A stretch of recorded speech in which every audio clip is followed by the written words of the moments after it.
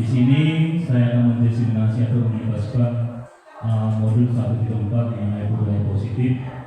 Adapun caranya sebelum kita mulai, kita menaikkan dengan pembukaan doa dan kemudian akan dibuka oleh Bapak Kepala Sekolah atau yang mewakili Bapak Wakil Kepala Sekolah bidang kurikulum.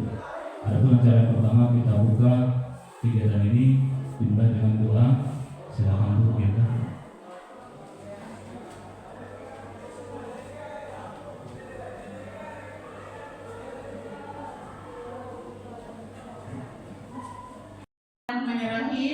Alhamdulillahirrahmanirrahim. Wassalatu wassalamu ala asrofil anbiya'i wal mursalin wa ala alihi wa sahbihi ajma'in. Ya Allah, pada hari ini kami berkumpul di ruangan ini untuk mengadakan kegiatan diseminasi pembebasan. Mudahkanlah dalam urusan kami ya Allah, terutama kepada Pak Mulyajodi untuk memberikan pengajaran kepada kami semua. Walhamdulillahirrahmanirrahim. Assalamualaikum warahmatullahi wabarakatuh. Para anggota yang telah membawa doa sebelum memulai pembelajaran kita hari ini. Acara yang kedua, kata pembuka dari kepala sekolah atau yang mewakili wakil kepala sekolah dan kurikulum, waktu dan tempat dipersilakan. Assalamualaikum warahmatullahi wabarakatuh.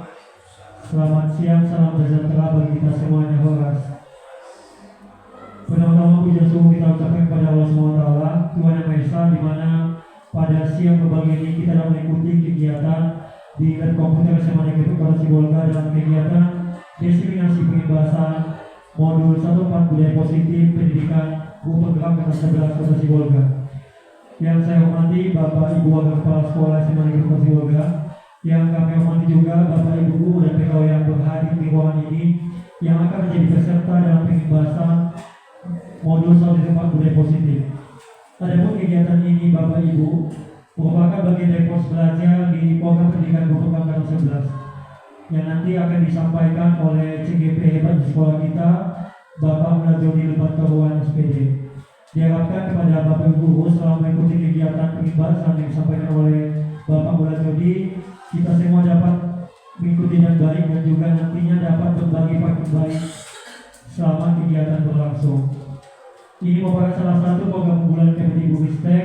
Diharapkan kepada Bapak Ibu lainnya yang belum mendaftar atau belum mengikuti program pendidikan guru penggerak agar nanti mengikuti program guru penggerak di angkatan selanjutnya, angkatan ke-12. Mungkin selama kegiatan nantinya akan banyak hal baru, akan banyak paradigma perubahan pendidikan yang akan disampaikan oleh CGP kita, Pak Mulyajodi. Diharapkan kita langsung nantinya bisa memberikan tanggapan dan juga berbagi praktik baik apa-apa yang kita alami di dalam kelas masing-masing. Mungkin demikian yang dapat saya sampaikan. Pesan dari Bapak Kepala Sekolah, semoga Bapak Ibu yang mengikuti program pendidikan guru penggerak nantinya dapat mengikutinya sampai selesai dengan sukses, dan tetap semangat bagi guru lain yang belum mengikutinya. Nantinya kita sama-sama bisa membuat sekolah kita menjadi lebih baik. Demikian yang dapat saya sampaikan. Sebelumnya kegiatan diseminasi pengembangan modul 1.4 budaya positif yang akan disampaikan oleh Pak Mulyajodi yang merupakan CGP angkatan 11 Kota Sibolga dibuka. Demikian, Assalamualaikum warahmatullahi wabarakatuh. Selamat siang Bapak Ibu Guru semuanya, selamat datang kembali. Kita di sini berdiskusi di mana saya akan mendiseminasikan atau pembahasan modul 1.4 budaya positif. Perkenalkan dulu, nama saya Mulyajodi Lebat Karuan SPD, calon guru penggerak angkatan ke-11 dari SMA Negeri Kota Sibolga. Di sini kita harus ingat dulu Pak, sebelum kita masuk kepada intinya, sebenarnya itu apa sebenarnya budaya positif yang Bapak ketahui? Oke, di sini mungkin kita harus ingat karena budaya positif kita lihat pengertiannya. Untuk budaya positif, ya budaya positif adalah sebuah nilai kebajikan yang menjadi keyakinan pada akhirnya menjadi karakter atau ciri khas dari sebuah komunitas atau lembaga.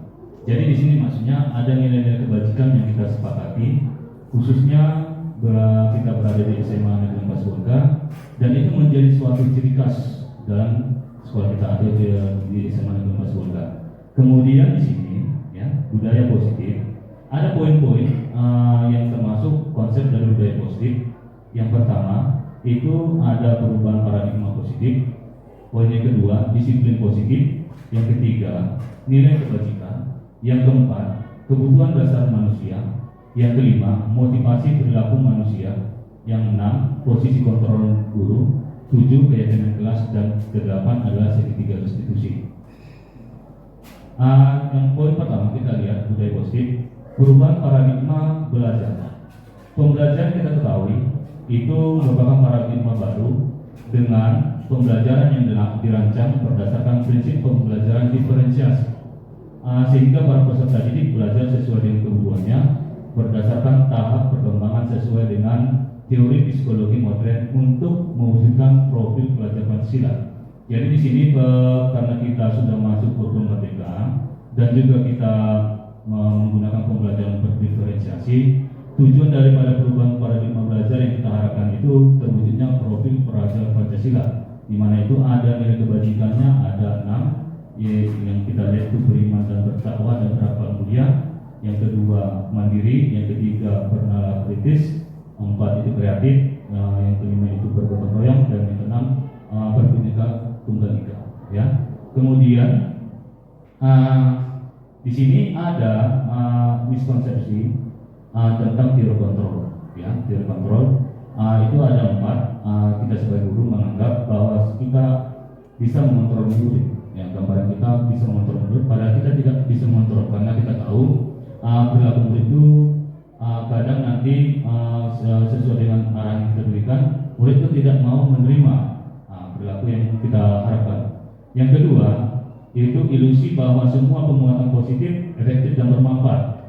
Jadi di sini mungkin kita bisa, umpamanya kita memberikan suatu nasihat atau bujukan, kadang nanti siswa itu menolak karena tidak sesuai dengan keinginannya. Yang ketiga itu ilusi bahwa kritik dan membuat rasa bersalah mampu menguatkan karakter. Jadi kalau misalnya kita memberikan suatu saran atau kritik kepada siswa, nanti siswa itu menganggap, saya kok bisa seperti ini. Jadi penguatan karakternya tidak ada. Jadi bisa nanti kepada identitas gagal nanti kepada siswa. Yang keempat, ilusi bahwa orang dewasa berhak memaksa. Jadi ini adalah 4 miskonsepsi tentang teori kontrol. Kemudian di sini ada mengubah paradigma stimulus respon ke pendekatan teori kontrol.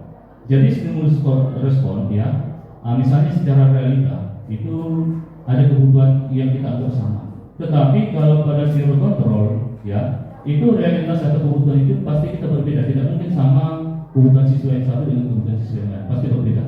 Ya. Yang kedua, itu semua orang melihat hal yang sama.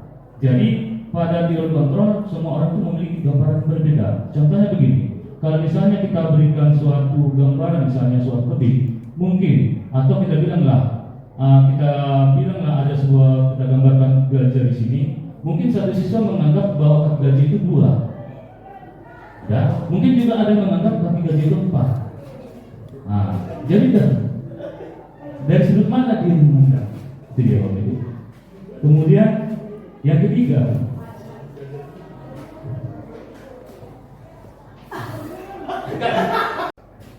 selamat siang Bapak Ibu guru semuanya, selamat datang kembali. Bisa di sini berdiskusi, di mana saya akan mendiseminasikan atau pengibasan modul 1.4 budaya positif. Perkenalkan dulu, nama saya Mulai Jadi Lukman Turuan SPD, calon guru penggerak angkatan ke-11 dari SMA Negeri 4 Sibolga. Di sini kita harus ingat dulu Pak, sebelum kita masuk kepada intinya, sebenarnya itu apa sebenarnya budaya positif yang Bapak ketahui? Oke, di sini mungkin kita harus ingat karena budaya positif kita lihat pengertiannya. Untuk budaya positif, ya, budaya positif adalah sebuah nilai kebajikan yang menjadi keyakinan pada akhirnya menjadi karakter atau ciri khas dari sebuah komunitas atau lembaga. Jadi di sini maksudnya ada nilai-nilai kebajikan yang kita sepakati, khususnya kita berada di SMA Negeri Pasbolga, dan itu menjadi suatu ciri khas dalam sekolah kita atau di SMA Negeri Pasbolga.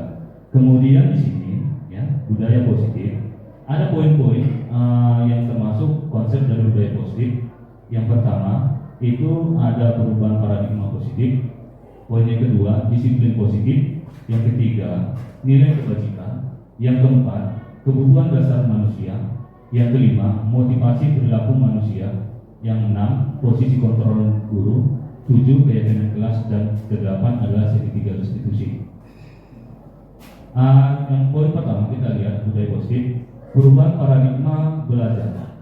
Pembelajaran kita ketahui itu merupakan paradigma baru dengan pembelajaran yang dirancang berdasarkan prinsip pembelajaran diferensiasi, sehingga para peserta didik belajar sesuai dengan kebutuhannya berdasarkan tahap perkembangan sesuai dengan teori psikologi modern untuk mewujudkan profil pelajar Pancasila.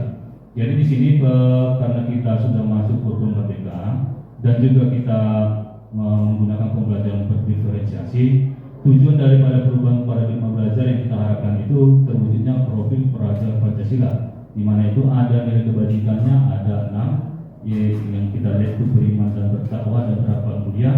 Yang kedua mandiri, yang ketiga bernalar kritis, 4 itu kreatif, yang kelima itu bergotong royong, dan yang keenam berbhinneka tunggal ika. Ya. Kemudian di sini ada miskonsepsi tentang teori kontrol. Ya, teori kontrol itu ada 4. Kita sebagai guru menganggap bahwa kita bisa mengontrol murid. Ya, gambaran kita bisa mengontrol murid, padahal kita tidak bisa mengontrol karena kita tahu perilaku murid itu kadang nanti sesuai dengan arahan yang kita berikan, murid itu tidak mau menerima perilaku yang kita harapkan. Yang kedua, itu ilusi bahwa semua penguatan positif efektif dan bermanfaat. Jadi di sini mungkin kita bisa umpamanya kita memberikan suatu nasihat atau rujukan, kadang nanti siswa itu menolak karena tidak sesuai dengan keinginannya. Yang ketiga itu ilusi bahwa kritik dan membuat rasa bersalah mampu menguatkan karakter. Jadi kalau misalnya kita memberikan suatu saran atau kritik kepada siswa, nanti siswa itu menganggap, saya kok bisa seperti ini. Jadi penguatan karakternya tidak ada. Jadi bisa nanti kepada identitas gagal nanti kepada siswa. Yang keempat, ilusi bahwa orang dewasa berhak memaksa. Jadi ini adalah 4 miskonsepsi tentang teori kontrol. Kemudian di sini ada mengubah paradigma stimulus respon ke pendekatan teori kontrol. Jadi stimulus respon ya, misalnya secara realita itu ada kebutuhan yang kita atur sama. Tetapi kalau pada teori kontrol ya, itu realitas atau kebutuhan itu pasti kita berbeda. Tidak mungkin sama kebutuhan siswa yang satu dengan kebutuhan siswa yang lain, pasti berbeda. Ya. Yang kedua, itu semua orang melihat hal yang sama. Jadi pada teori kontrol semua orang itu memiliki gambaran berbeda. Contohnya begini, kalau misalnya kita berikan suatu gambaran, misalnya suatu lebih, mungkin atau kita bilanglah ada sebuah, kita gambarkan gajah di sini, mungkin satu siswa menganggap bahwa gajah itu 2. Ya, mungkin juga ada yang menganggap kaki gajah itu 4. Jadi dari sudut mana dia memandang? Itu dia itu. Kemudian yang ketiga, itu semua orang melihat hal yang sama dalam stimulus respon, tetapi pada teori kontrol setiap orang memiliki gambar yang berbeda. Yang ketiga itu kita mencoba mengubah orang agar berpandangan sama dengan kita. Tetapi kalau pada teori kontrol pandangan itu pasti berbeda mengenai dunia. Kemudian yang ketiga, yang keempat, perilaku buruk dilihat sebagai suatu kesalahan. Tetapi pada teori kontrol mungkin itu merupakan semua perilaku memiliki tujuan atau tujuan yang diharapkannya. Ya, kemudian yang kelima, orang lain bisa mengontrol saya. Padahal kalau di teori kontrol hanya Anda yang bisa mengontrol diri Anda sendiri. Ya.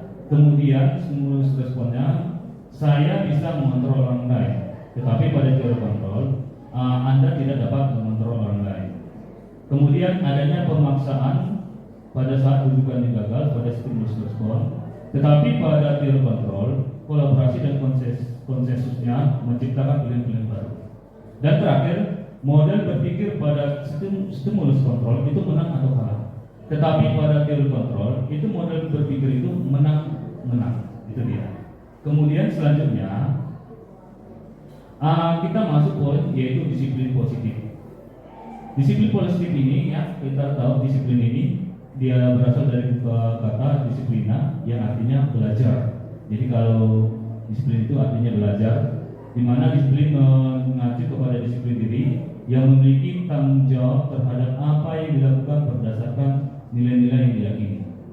Disiplin positif ya merupakan salah satu cara penerapan disiplin yang bertujuan untuk menumbuhkan kesadaran serta memperdayakan peserta didik tanpa ada imbalan penghargaan atau rewards, ancaman ataupun hukuman.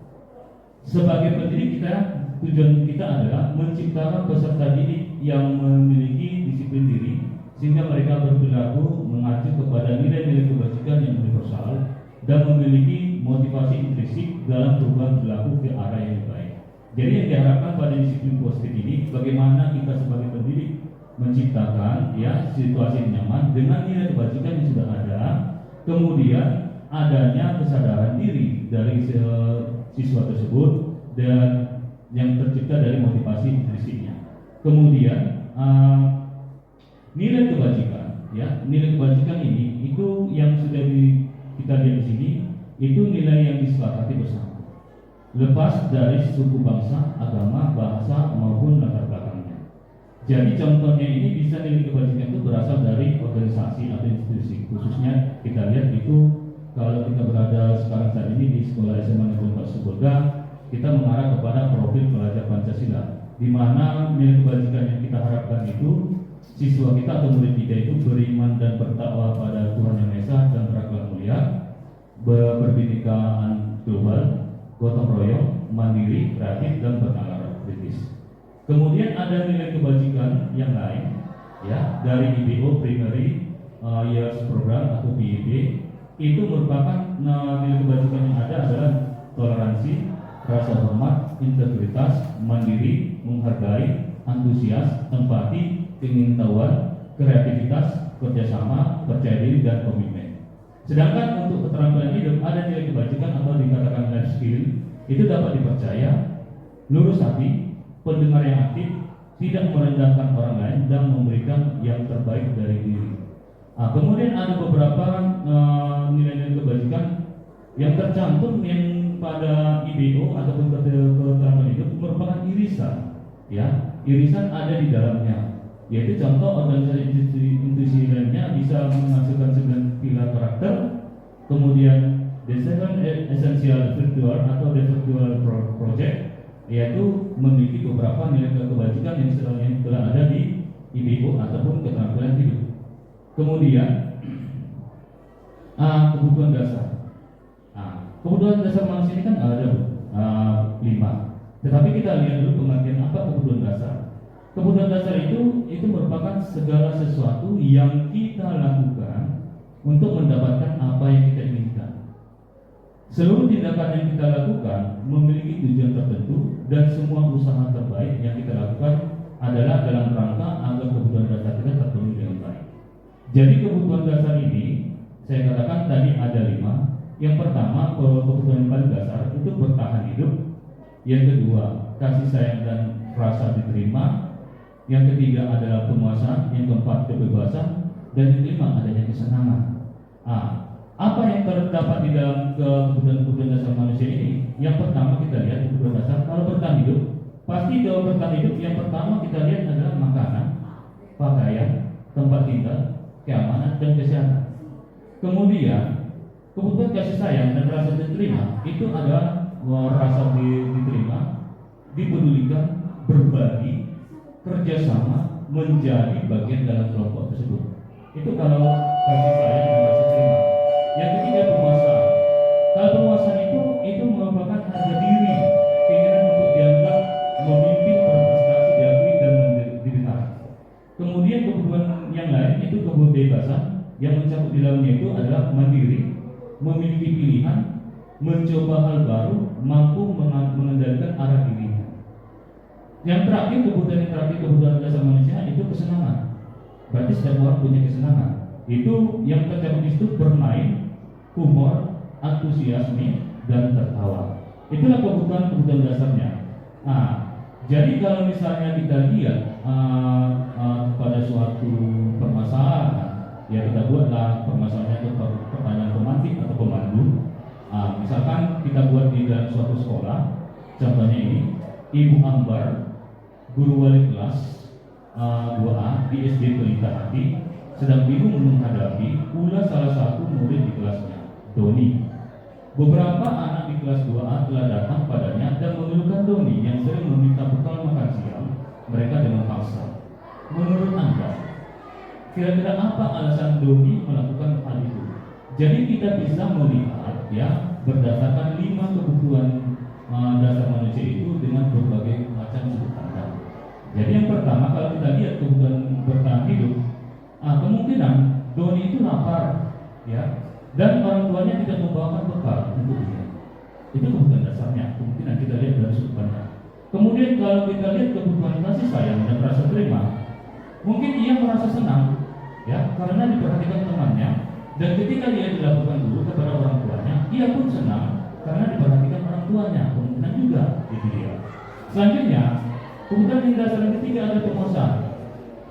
Doni itu menganggap merasa dia hebat karena teman-temannya takut dengan dia. Itu sudut pandang kalau dari segi penguasaan. Yang keempat, kebebasan. Dia menganggap dia bosan dengan bekal yang sudah dipersiapkan oleh orang tuanya. Dan yang terakhir, kemudian kelima, kesenangan. Doni mungkin menikmati ekspresi kesal dari teman-temannya supaya dia lebih berpikir. Kemudian komponen yang selanjutnya pada budaya positif itu motivasi perilaku manusia.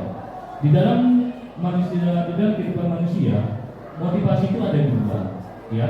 Yang pertama itu dari motivasi intrinsik ekstrinsik, ya. Berarti motivasi ekstrinsik berasal dari luar perilaku dari manusia itu. Ini bisa nampak pada dua yang bisa kita lihat. Yang pertama, untuk menghindari ketidaknyamanan atau hubungan. Berarti ada tidak nyaman, dia menghindari itu dari ekstrinsiknya.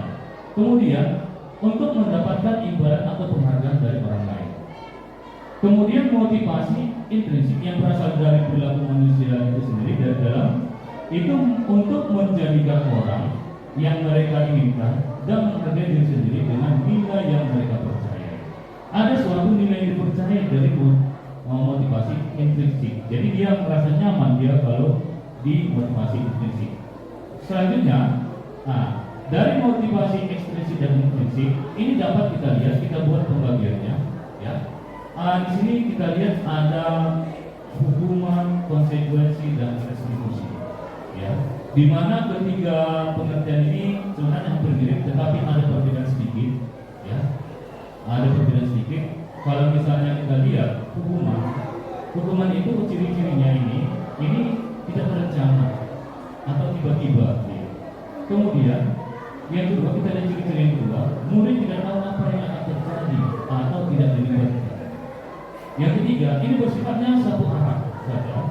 Yang kelima itu berupa hukuman fisik atau psikis. Itulah kalau merupakan ciri-ciri dari hukuman. Kemudian konsekuensi ini ciri-ciri ini berencana atau disepakati sesuai peraturan. Ada kesepakatan dan setelah direncanakan, kemudian murid tetap dibuat tidak nyaman. Jadi sini murid merasa tidak nyaman juga kalau misalnya berikan konsekuensi. Kemudian sikap guru selalu memonitor murid. Berarti kita harus memonitor itu kalau misalnya konsekuensi. Kemudian yang ketiga, restitusi. Jadi ciri-ciri restitusi ini, ya, proses kondisi bagi murid menciptakan untuk memperbaiki kesalahan. Ada prosesnya untuk memperbaiki kesadaran diri siswa. Kemudian yang kedua, proses yang berkolaborasi mengajarkan murid untuk mencari solusi sendiri. Jadi kalau misalnya ada kesalahan yang dilakukan siswa atau pelanggaran, tapi bukan pelanggaran berat ya Bapak Ibu, pelanggaran yang ringan, maka bisa kita menggunakan pendekatan secara restitusi. Ya. Kemudian, kita dulu lihat Bapak Ibu, di sini apakah dari soal yang saya buat ini apakah termasuk hukuman atau konsekuensi berdasarkan ciri-ciri yang saya sebutkan tadi. Oke, kita lihat Bapak Ibu ya. nanti kita ada umpan balik ya Pak. Kalau misalnya pada kasus yang pertama mencatat 100 kali di dalam buku kalimat, saya tidak akan terlambat lagi karena terlambat ke sekolah. Itu termasuk hukuman atau konsekuensi? Termasuk konsekuensi atau hukuman? Iya, ini termasuk hukuman. Untuk kasus yang kedua, lari mengelilingi lapangan basket 2 kali karena terlambat hadir di sekolah. Ini hukuman atau konsekuensi Pak? Iya, hukuman. Benar sekali. Yang ketiga, membersihkan coretan yang dibuatnya di meja tulis. Iya, konsekuensi. Yang keempat, murid diminta untuk rusak 15 kali karena tidak menggunakan masker ke sekolah. Iya, hukuman. Kemudian kasus selanjutnya, menggantikan kertas tugas temannya yang telah dicoret-coret. Iya, konsekuensi. Ya, benar sekali Bapak Ibu. Yang selanjutnya, berjemur di lapangan basket pukul 12 siang karena mengobrol dengan temannya. Iya, hukuman. Kemudian, murid diminta bertelanjang kaki sepanjang hari karena tidak menggunakan sepatu warna hitam sesuai peraturan sekolah. Hukuman atau konsekuensi Bapak Ibu? Iya, peraturannya. Kemudian, berdiri di depan kelas sambil mengangkat satu kaki karena tidak bisa menjawab pertanyaan. Hukuman. Oke. Jadi di sini Bapak sudah mengerti perbedaan antara hukuman dengan konsekuensi ya. Oke, kita lanjutkan kepada poin selanjutnya. Budaya positif yang selanjutnya itu positif kontrol guru ya. Ada 5 positif kontrol guru sebagai pendidik ya. Yang pertama kalau kita lihat itu sebagai penghukum. Yang kedua, pembuat merasa bersalah. Yang ketiga, guru itu bisa sebagai teman. Yang keempat itu pemantau. Yang kelima sebagai manajer. Jadi kelima posisi kontrol ini mungkin pernah kita lakukan ya. Nah, tetapi untuk posisi kontrol guru itu sebagai manajer itu agak sulit dan membutuhkan energi yang banyak ya. Jadi penjelasannya ini dari kelima posisi kontrol guru ini ada kita lihat ya. Yang pertama, kalau dia guru sebagai penghukum, di sini seorang penghukum bisa menggunakan hukuman fisik maupun verbal. Orang-orang yang menjalankan posisi penghukum senantiasa mengatakan bahwa sekolah memerlukan sistem atau alat yang dapat lebih menekan murid-murid lebih dalam lagi. Guru-guru yang menerapkan posisi penghukum akan berkata. Jadi di sini kita lihat dulu. Kalau posisi penghukum berarti kita membutuhkan suatu hukuman fisik maupun verbal.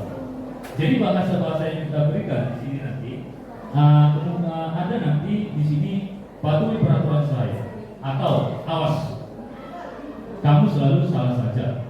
Kemudian pasti selalu yang terakhir selesai. Guru seperti ini senantiasa percaya hanya satu cara agar pembelajaran bisa berhasil, yaitu cara dia. Berarti di sini kalau penghukum di sini dia berpikir bahwa ini pasti berhasil hanya menurut dia sendiri. Padahal untuk orang lain atau murid itu tidak bisa, karena itu dia menghasilkan nanti identitas yang gagal. Kemudian yang kedua, pembuat rasa bersalah. Ya, di sini kita juga pernah membuat siswa atau murid itu sebagai pembuat rasa bersalah. Di mana kalau posisi pembuat rasa bersalah, ini biasanya guru akan bersuara lebih lembut sekali suara guru. Tetapi pembuat rasa bersalah ini akan menggunakan keheningan yang membuat orang lain merasa tidak nyaman, bersalah ataupun rendah diri. Ya, dia merasa rendah diri jadi kepada lawan bicaranya. Kata-kata yang keluar dengan lembut akan seperti ini ya Bu ya. Ibu sangat kecewa sekali dengan kamu. Berapa kali Bapak harus memberitahukan kalian ya? Gimana coba? Kalau orang tua kamu tahu kamu berbuat begini. Di posisi ini murid akan memiliki penilaian buruk yang buruk terhadap dirinya mereka, sehingga murid merasa tidak berharga dan lebih mengecewakan orang-orang yang disayangnya. Ya. Jadi di sini murid ini menjadi rasa kecewa dan tidak akan memiliki harga diri lagi karena adanya pembuat rasa bersalah dengan suara yang agak lembut dari guru. Kemudian yang ketiga, posisi yang ketiga ini sebagai teman, di mana guru sebagai posisi ini tidak akan menyakiti murid ya. namun akan tetap berupaya mengontrol murid selalu persuasif. Posisi teman pada guru bisa negatif ataupun positif. Jadi kalau misalnya dia dari segi positif, di sini terjalin hubungan yang baik antara guru dengan murid. Ada hubungan yang baik antara guru dengan murid. Tetapi dengan guru yang sama. Kemudian kalau misalnya ya di sini juga guru diposisikan sebagai teman menggunakan hubungan baik dan humor untuk mempengaruhi orang. Mereka akan berkata, ayo bantulah demi Bapak ya. Atau bahasa yang kedua, ayo ingat tidak bantuan Bapak Bapak selama ini. Ya, sudah berapa kali ini tidak apa-apa, nanti Ibu bantu bereskan. Ini kalau misalnya dari segi positif. Tetapi kalau misalnya dari segi negatif, ya, kalau guru merupakan posisi teman dari segi negatif, ini guru tersebut tidak membantu murid, maka murid akan merasa kecewa dan bahasa yang dikeluarkan oleh guru itu seperti ini ya Bapak Ibu. Saya pikir Bapak Ibu teman saya. Jadi murid itu merasa dikecewakan dan tidak mau lagi berusaha. Hal ini mungkin timbul adalah murid hanya akan bertindak pada guru tertentu dan tidak untuk guru yang lain. Jadi murid akan bergantung pada guru tersebut. Jadi dia akan bergantung kepada guru yang satu yang disenangi dia kalau dia sebagai teman. Kemudian yang selanjutnya sebagai pemantau, ya sebagai pemantau, ya di sini memantau maksudnya mengawasi. Pada saat kita mengawasi, kita bertanggung jawab atas perilaku orang yang kita awasi. Ya Bapak Ibu ya. Posisi memantau berdasarkan pada peraturan dan adanya konsekuensi. Ya ada peraturan dan konsekuensi. Dengan menggunakan sanksi atau konsekuensi, kita dapat memisahkan hubungan pribadi kita dengan murid sebagai seseorang yang menjalankan posisi pemantau. Pertanyaan yang biasanya sering muncul kalau kita sebagai guru, seorang pemantau, yaitu peraturannya apa? Apa yang telah kamu lakukan? Sanksi atau konsekuensinya apa? Seseorang pemantau sangat mengandalkan perhitungan. Ada perhitungannya, ada catatannya, kemudian data yang dapat digunakan sebagai bukti atas perilaku seseorang. Jadi posisi ini menggunakan stiker, ada yang menggunakan stiker, slip catatan, daftar cek. Jadi posisi pemantau sendiri berawal dari teori stimulus respons yang menunjukkan tanggung jawab guru dalam mengontrol murid. Posisi selanjutnya ini yang paling terutama, walaupun kita sangat sulit menerapkan ini karena membutuhkan biaya yang sangat besar, ya. Di sini kita sebagai guru harus diharapkan sebagai posisi manajer, ya. Kalau posisi manajer ini, ya, di mana posisi guru itu berbuat sesuatu bersama dengan murid, ya. Kita berbuat sesuatu kepada murid dengan mempersiapkan murid itu mempertanggungjawabkan perilakunya, mendukung murid agar dapat menemukan solusi atas permasalahan sendiri. Jadi ada kesadaran siswanya nanti. Seorang manajer telah memiliki keterampilan di posisi teman maupun pemantau, dan dengan demikian bisa jadi di waktu-waktu tertentu kembali kepada posisi tersebut bila diperlukan. Namun bila kita menginginkan murid kita yang menjadi manusia yang merdeka, mandiri, bertanggung jawab, maka kita perlu mengacu kepada restitusi yang dapat menjadikan murid kita seorang manajer bagi dirinya sendiri. Ya, di manajer murid diajak untuk menganalisis ya kebutuhan dirinya maupun kebutuhan orang lain. Di sini penekanan bukan pada kemampuan membuat konsekuensi, ya Bapak Ibu, tetapi ini kita harus berkolaborasi dengan siswa kita. Jadi ini agak sulit saya katakan, cuma kita harus berupaya. Ya, jadi bahasa yang digunakan di sini, ya, kalau dia seorang manajer, apa yang kita yakini. Kemudian, yaitu kembali, ya, kalau misalnya ada keyakinan keras yang diberikan. Kemudian, apa yang kamu meyakininya? Kemudian, jika kamu meyakininya, apakah kamu bersedia memperbaikinya? Jika kamu memperbaiki, hal ini menunjukkan apa tentang dirimu? Apa rencana kamu untuk memperbaiki hal ini? Jadi di sini diharapkan kita untuk menjadi posisi manajer. Kemudian, di sini kita lihat ya, contoh penerapan dari posisi kontrol dengan menerapkan yaitu 5 posisi kontrol. Dengan adanya suatu kasus kita buat ya Bapak Ibu ya. Kasusnya itu satu upacara. Misalkan ada siswa yang tidak memakai atribut lengkap satu upacara bendera status seni. Jadi di sini mungkin kalau kita sebagai posisi kontrol seorang penghukum, kita akan menyuruh siswa itu menghormat bendera selama 1 jam. Itu dia kalau misalnya kita sebagai seorang penghukum. Kemudian kalau kita membuat rasa bersalah, membuat rasa bersalah dengan suara yang sangat halus atau lembut. Jadi kita memanggil siswa tersebut, ya mungkin tiap bahasa yang kita gunakan yaitu berapa kali bapak atau ibu harus beritahukan kamu selalu saja mengerjakan bapak dan ibu. Ya. Kemudian kalau misalnya dia sebagai dengan kasus yang sama sebagai guru, sebagai teman, yaitu bahasa yang kita gunakan itu, ayo dong ikuti aturan sekolah. Tolong bantu ibu atau bapak ya sekali ini. Ya sudah, tidak bapak lain kali jangan sampai berbuat mendaki ya. Nah, jadi siswa merasa senang kalau dia sebagai teman. Ya. Kemudian kalau kita sebagai pengontrolnya, sebagai pemantau, di sini bahasa yang kita gunakan atau kalimat yang kita gunakan, kamu sudah melanggar peraturan sekolah, kamu tahu konsekuensinya. Setelah upacara, kamu beli atributnya ke koperasi dan jangan diulangi lagi. Jadi ini sangat memberatkan siswa. Ya. Kemudian yang terakhir, yang ini yang diharapkan, posisi manajer. Ya. Apakah kamu tahu kesalahanmu?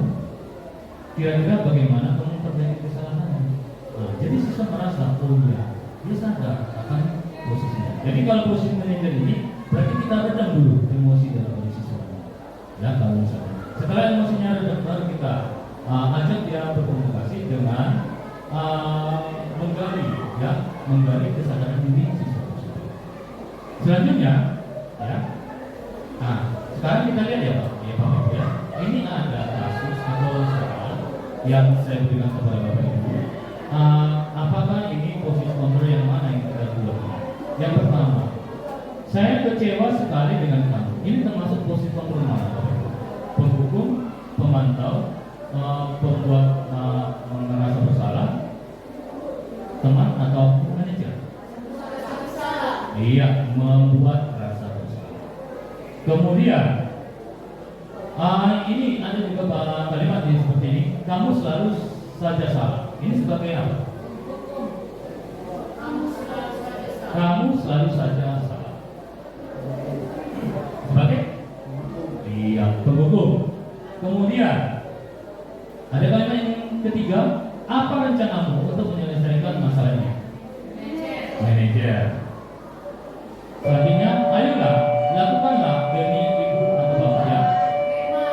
Iya, sebagai teman.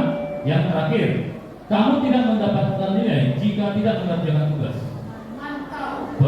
Mantap. Iya, saya harap dari kalimat ini Bapak sudah mengerti ya.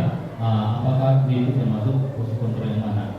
Jadi di sini ada, kita lihat ya Bapak Ibu ya, dari posisi kontrol dan motivasi intrinsik dan ekstrinsik ya, eksternal, di mana di sini ada nanti identitas yang gagal, ada nanti identitas yang berhasil atau sukses, di mana posisi kontrol itu bisa kita identifikasi tiga, yaitu apakah dia termasuk negatif, positif, dan juga bisa mengontrol diri. Kalau dia sebagai penghukum, itu nanti kepada perilaku yang memberikan negatif. Kemudian kalau dia membuat orang merasa bersalah, jadi hasilnya itu nanti kepada yang dinamakan kontrol negatif. Bisa saja dia nanti anak itu menjadi menyangkal, ya, dia menyangkal dan menyembunyikan sesuatu dari kita. Tetapi kalau dia penghukum, ya bisa saja anak itu memberontak sama kita, kemudian mendendam sama kita. Jadi kita harus jangan menggunakan yaitu posisi kontrol yang negatif.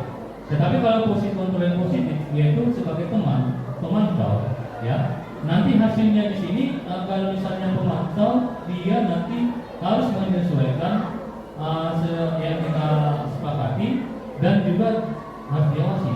Tetapi kalau dia sebagai teman, ini nanti ketergantungan, dia selalu tergantung pada kita. Ada keinginan yang ingin siapa atau rewards-nya. Padahal sebenarnya itu tidak perlu sama mahasiswa. Kemudian yang lebih diharapkan itu control diri, yaitu manajer. Jadi di sini kalau sebagai manajer hasil yang diharapkan kepada siswa itu untuk menguatkan kuatan atau karakter siswa tersebut. Jadi dia berharap nanti kepada profil belajar sehingga ya. Kemudian, oke, sebelum kita materi selanjutnya, Bapak Ibu, kita dulu ice breaking ya Bapak Ibu ya, ice breaking. Ya, ice breaking. Kita ikuti dulu videonya ini Bapak Ibu ya.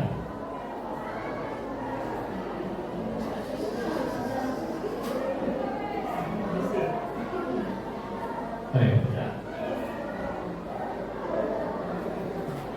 Kita ikuti dulu ice breaking-nya Bapak. Ini ada saya berikan. Kita ice breaking-nya senang kotak ya Bapak ya. Kita senang kotak, kita ikuti. Sebelumnya Bapak Ibu dulu kita berdiri, kita ikuti dulu videonya ini.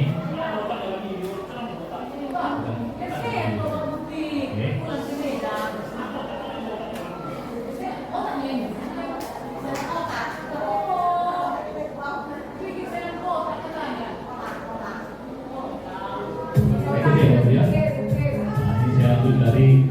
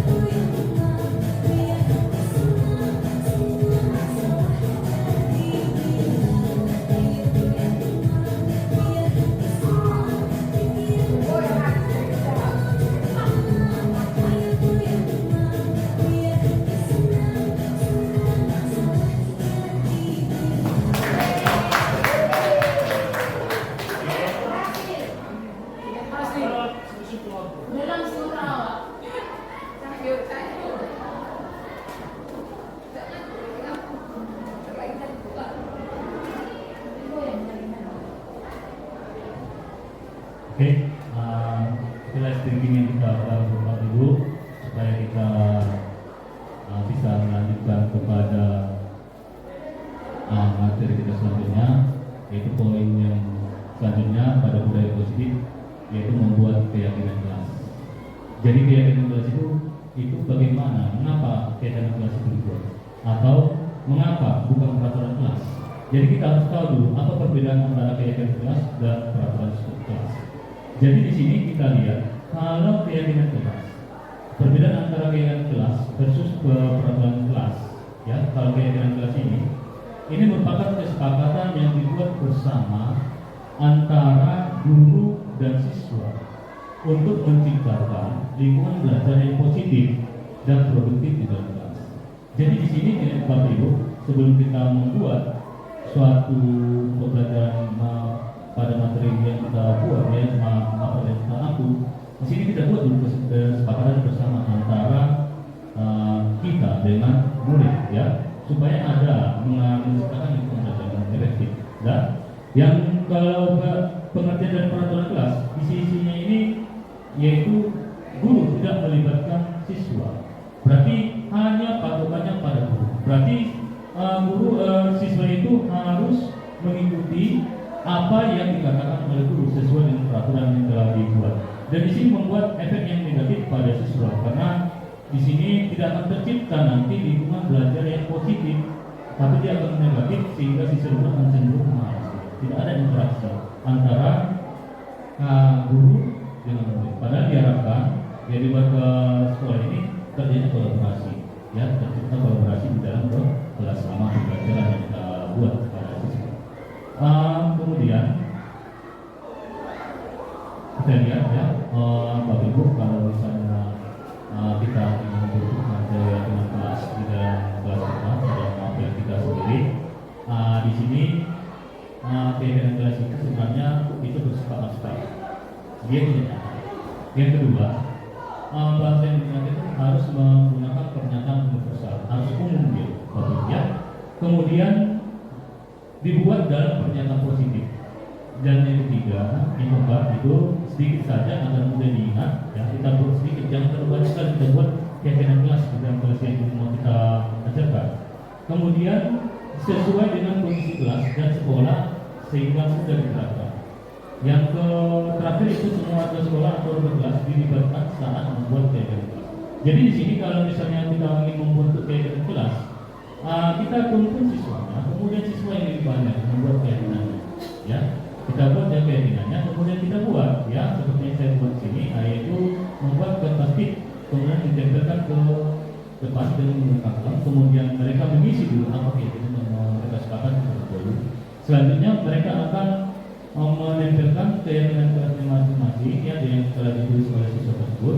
Selanjutnya mereka akan memisahkan manakah keyakinan kelas yang bisa dapat diingat dengan kondisi dan merupakan pernyataan yang positif untuk menciptakan kelas yang lebih nyaman nanti, ya, ya.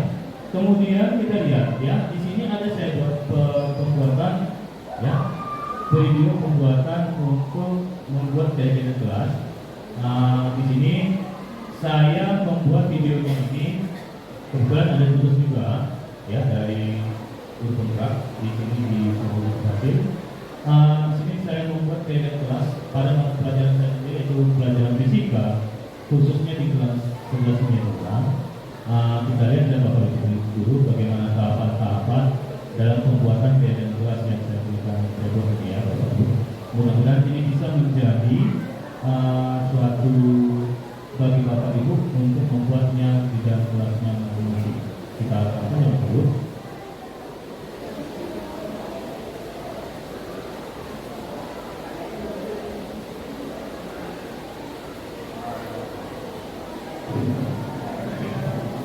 Oke, semuanya ulang lagi. Baik, ya. Santai.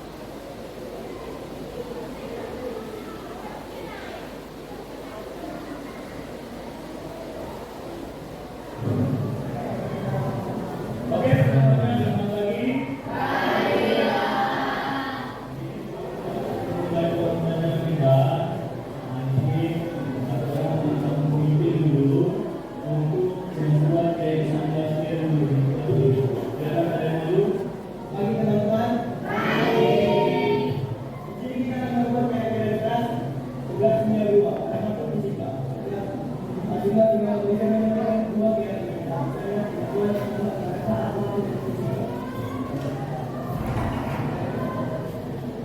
di sini siswa lebih aktif ya untuk membuat keyakinan itu sendiri dengan adanya satu orang yang memimpin ya.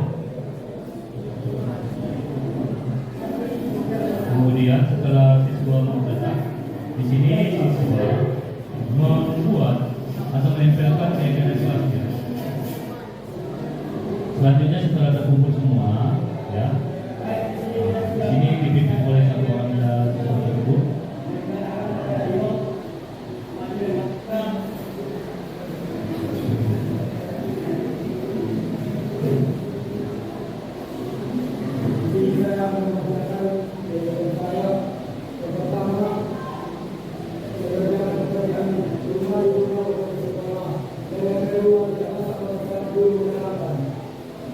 Kemudian dipimpin dari satu orang lagi membantu dari buatnya ya.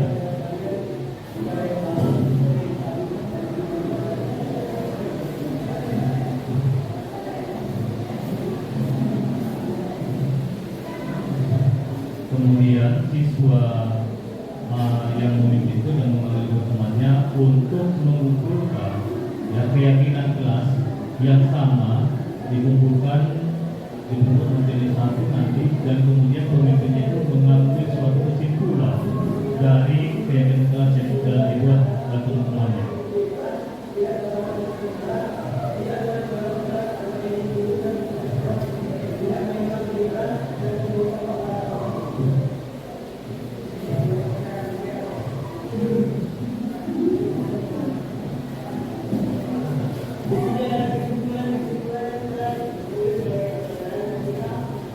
Di sini pemimpinnya itu pemimpin dari siswa itu membacakan dari hasil kesimpulan dan kemudian memberitahukan kepada teman-temannya agar ya mengikuti keyakinan kelas yang sudah dibuat, dan kemudian keyakinan kelas itu ditempelkan di dalam kelasnya. Itulah dia Bapak Ibu contoh dari pembuatan keyakinan kelas yang saya buat di kelas 11 Kimia 2 untuk mapel saya sendiri. Kemudian kita lihat poin yang selanjutnya ya Bapak Ibu. Di sini poin selanjutnya budaya positif itu yaitu tentang segitiga restitusi. Jadi di sini maksudnya segitiga restitusi yaitu suatu proses dialog yang dijalankan oleh guru agar dapat menghasilkan murid yang mandiri dan bertanggung jawab. Jadi di sini untuk segitiga restitusi ini merupakan dialog untuk mengatasinya jika siswa mengalami suatu masalah. Masalahnya agak ringan, kalau masalah yang berat tidak bisa kita menggunakan segitiga restitusi. Jadi di sini ada komponen-komponen segitiga restitusi. Yang pertama dia harus menstabilkan identitas, ada stabilitas identitasnya. Yang kedua validasi tindakan yang salah. Berarti kita harus identifikasi dulu apa validasi tindakan yang salahnya. Kemudian yang ketiga baru kita menanyakan keyakinan. Jadi ini sangat efektif nanti untuk mengatasi ya. Untuk mengatasi atau mengajak siswa berdialog dalam mencari solusi yaitu kesalahan atau pelanggaran yang telah dilakukan oleh siswa yang Bapak Ibu. Nah di sini kalau kita lihat ya, kalau kita lihat yang pertama, poin yang pertama atau komponen yang pertama dari segitiga restitusi, menstabilkan identitas. Apa sih sebenarnya menstabilkan identitas itu? Jadi kalau menstabilkan identitas itu merupakan prinsip untuk membuat kesalahan itu merupakan bagian dari proses pembelajaran. Berarti kalau dikatakan menstabilkan identitas merupakan bagian dasarnya dalam mengatasi untuk proses pembelajaran. Jadi kalau misalnya posisinya seperti ini sebagai untuk mengajak siswa berdialog, kita redamkan dulu apanya, emosi siswa. Jadi baru kita ajak berdialog, kita stabilkan dulu identitasnya. Maka kalimat yang digunakan itu ada beberapa macam yang bisa kita buat, tetapi di sini ada sebagian saya buat.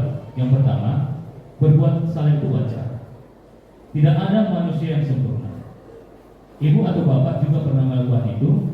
Ibu atau bapak tidak mau mencari siapa yang salah, tetapi ibu atau bapak mencari solusi dari permasalahan ini. Kamu berhak merasa begitu. Jadi ini merupakan prinsip dasar dulu, ya. Supaya kita bisa menstabilkan identitasnya siswa. siswa tersebut. Kemudian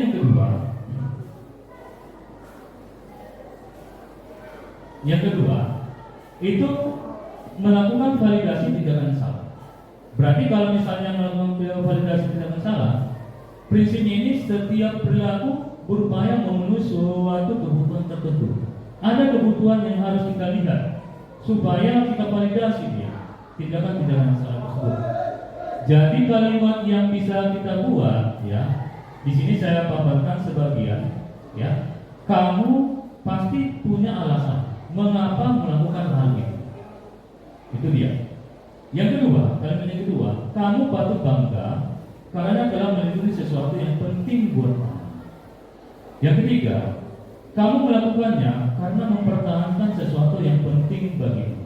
Jadi di sini kita pancing dulu, kita buat dulu suatu bahasa untuk supaya siswa tersebut mau terbuka terhadap untuk menyampaikan apa yang ada di dalam hatinya.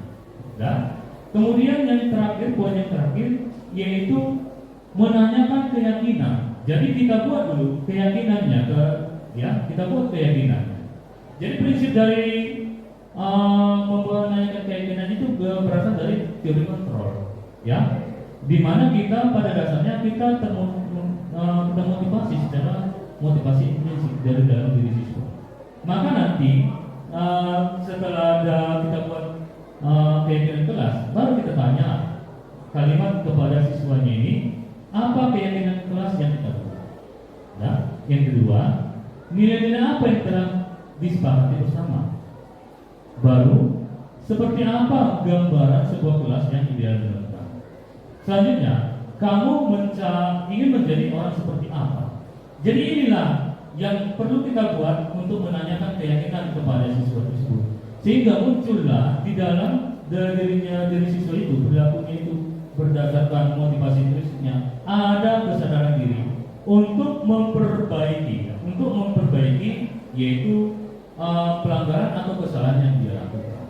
Tetapi di sini saya sebagai catatan Bapak Ibu, seperti yang saya bilang tadi, ini tidak bisa dilakukan kepada pelanggaran yang lebih berat. Contoh misalnya, ya, contoh kita bilang misalnya dia sering minum minuman keras, dan mungkin kita menggunakan segitiga restitusi, ya. Tetapi ini pelanggarannya ringan, ya, Bapak Ibu. Nah, di sini saya buat contoh ilustrasi penerapan segitiga restitusi, di mana di sini siswanya mengantuk pada saat mencontek, bukan mengantuk Bapak Ibu, mencontek saat ujian formatif, ujian daripada ulangan harian di kelas 11/2, ya. Oke, Bapak Ibu, kita tonton bersama, yaitu bagaimana sebenarnya penerapan segitiga restitusi. Saya buat di sini ada prolognya dulu, kemudian nanti ada penyelesaian masalahnya dengan menerapkan segitiga restitusi.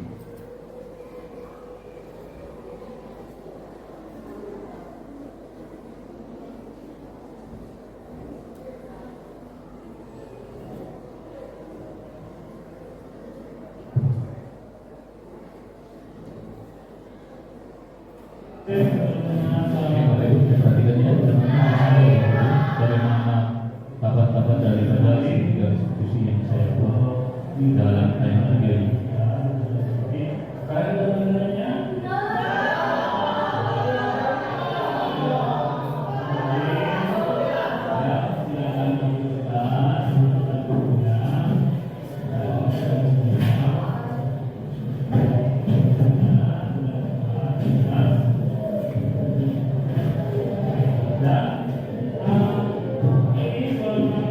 Oke, di sini saya ingin mata pelajaran berikan soal kepada siswa yang kebetulan sudah mulai menjelang bulan harian dan sudah saya ajukan pada awalnya kepada siswa.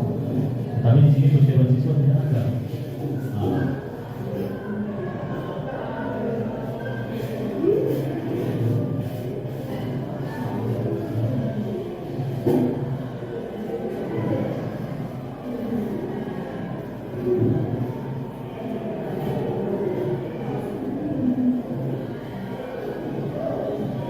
Di ya mengerjakan dengan serius daripada suara yang saya berikan ulangannya. Tetapi ada satu siswa yang tidak memenuhi kriteria yang saya harapkan di sini, di mana siswa tersebut berusaha mencontek dari jawaban dari buku untuk menjawab soal ulang material yang saya berikan.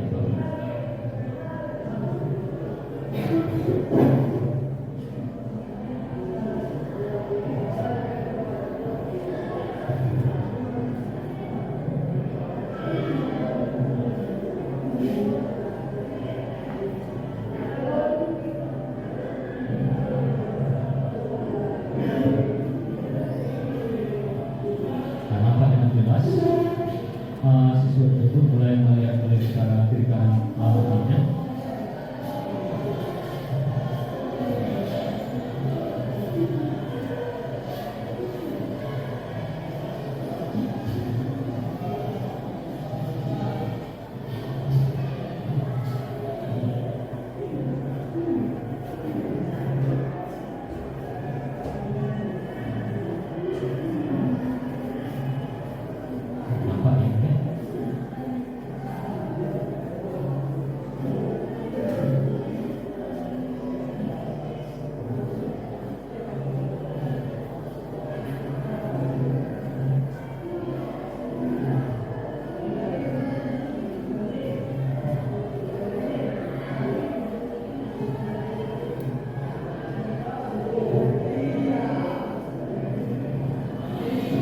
Sampai temannya setelah mata pelajaran memberitahukannya kepada saya nanti.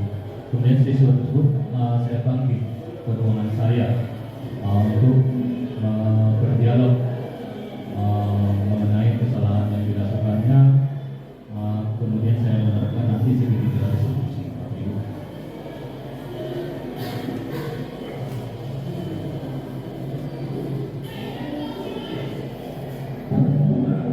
Di sini besoknya saya memanggil siswa tersebut yang bermasalah dengan menerapkan penerapan segitiga resolusi.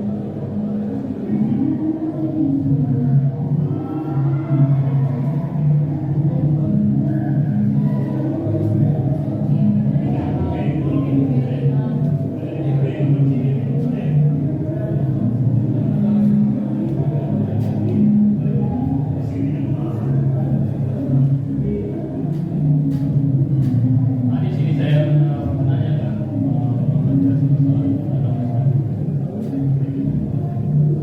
di sini kemudian terakhir saya menanyakan keyakinan kelas yang telah dibentuk oleh kelas 11 mengenai kejujuran, yaitu tidak mencontek pada waktu ujian.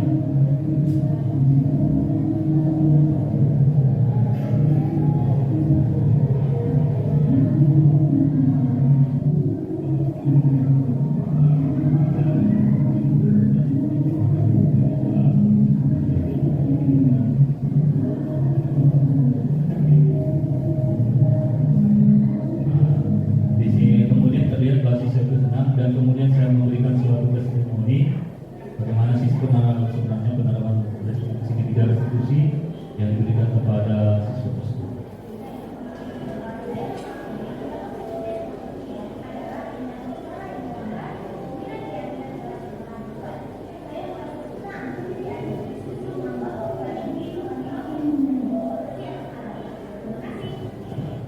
Ya, itulah Bapak Ibu contoh dari penerapan segitiga restitusi yang saya buat ya sebagai video untuk mengatasi kesalahan yang dilakukan oleh siswa.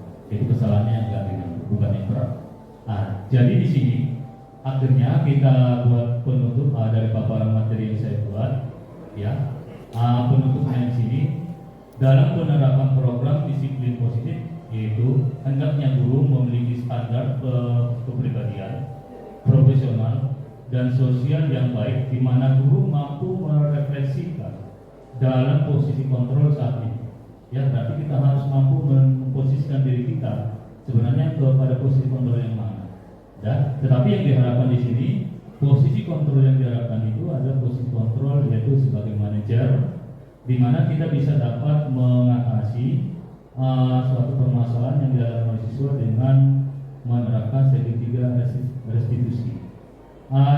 Kemudian bagaimana nanti perjalanan dirinya sebagai AMO atau sebagai manajer. Jadi ini yang diharapkan Bapak Ibu. Yang menuntun murid-muridnya menjadi insan yang mandiri, merdeka, dan bertanggung jawab atau sesuai dengan standar nasional pendidikan yang telah ditetapkan oleh pemerintah kita sekarang.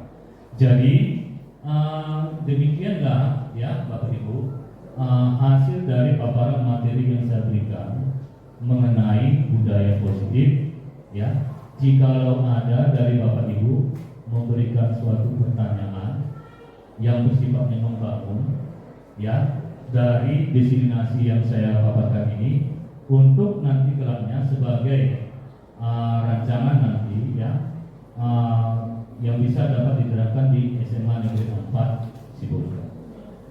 Oke, silakan Bapak Ibu. Apakah ada untuk memberikan suatu pertanyaan guna membangun kesempurnaan daripada hasil presentasi yang saya berikan?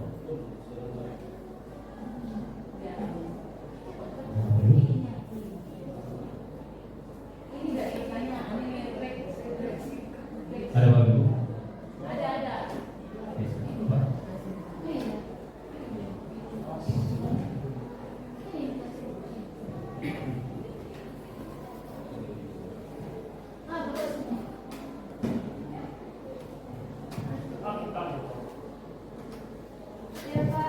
Ya, silakan Bu.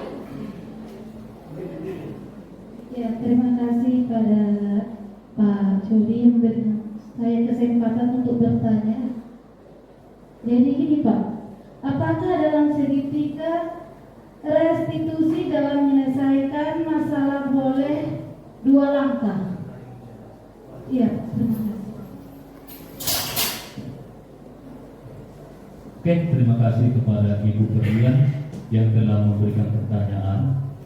Di sini ya Bu ya, kalau misalnya untuk mengatasi permasalahan apakah boleh 2 langkah? Kita ketahui Bu ya, segitiga kan ada 3 kaki ya. Jadi kalau misalnya kita buat, kalau secara nyata kita bilang ya, kita ilustrasinya dulu kepada matematika itu ya. Kalau misalnya dia hanya 2 kaki, itu tidak akan menjadi segitiga. Dasarnya mana? Dan kemudian dan nama bangunnya tidak mungkin namanya segitiga. Mungkin bangunnya tidak, bangunnya mungkin yang lain. Jadi di sini kalau untuk menyelesaikan suatu masalah, kita harus mengikuti urutan-urutannya 3 langkah ya Bapak Ibu. Kalau 2 langkah tidak akan tercapai apa yang kita harapkan. Jadi kita harus mulai dulu dari menstabilkan dulu ya, menstabilkan yang dinamakan masalahnya. Dan kita stabilkan, itu langkah pertama. Setelah kita buat itu, kita tenangkan dulu siswanya. Kalau misalnya contohnya ada suatu perkelahian biasa, bukan perkelahian yang apa itu ya, perkelahian. Kita panggil mereka, kita stabilkan dulu permasalahannya, kita buat dulu emosi daripada siswa itu reda dulu. Dan setelah kita stabilkan, baru kita tanya dengan menggunakan validasi yang tindakan yang salah. Ya, validasi tindakan yang salah. Setelah kita buat validasi tindakan salah, di mana siswa itu ada keinginan terbuka hatinya untuk berbicara kepada kita, berdialog, maka baru kita lakukan yang dinamakan yaitu tentang keyakinan, menanyakan keyakinan apa yang maka. Jadi ketiga daripada komponen-komponen ini saling berhubungan Bapak Ibu ya, tidak boleh dilakukan hanya 1 atau 2. Nanti ujungnya tujuan yang kita capai tidak sesuai yang kita harapkan. Itu dia Bu Berlian. Oke, terima kasih. Ada lagi Bapak Ibu? Oke, kalau tidak ada, di sini sebelum kita akhiri daripada diseminasi atau pembahasan yang saya berikan yang saya paparkan sama Bapak Ibu, kita buat lagu refleksi ya, tentang refleksi atau testimoni mengenai daripada diseminasi atau pembahasan yang saya berikan kepada Bapak Ibu guru. Semoga bermanfaat nanti bagi kita di yang akan datang. Silakan, ada Bapak Ibu yang mau memberikan refleksi? Silakan diri dulu.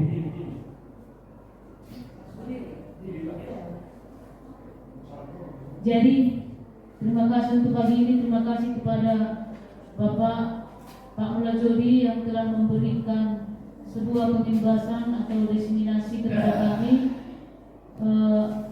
Adapun dari saya secara pribadi, pencerahan ini saya dapat menemukan pemahaman baru bahwa keberhasilan membangun budaya positif di sekolah hendaknya merupakan kolaborasi bersama antara guru, peserta didik, kepala sekolah, dewan komite, orang tua dan masyarakat. Jadi sebagai pemimpin pembelajaran, tujuan kita adalah menciptakan peserta didik yang memiliki disiplin diri sehingga mereka bisa berperilaku dengan mengacu pada nilai-nilai kebajikan universal dan memiliki motivasi intrinsik bukan ekstrinsik.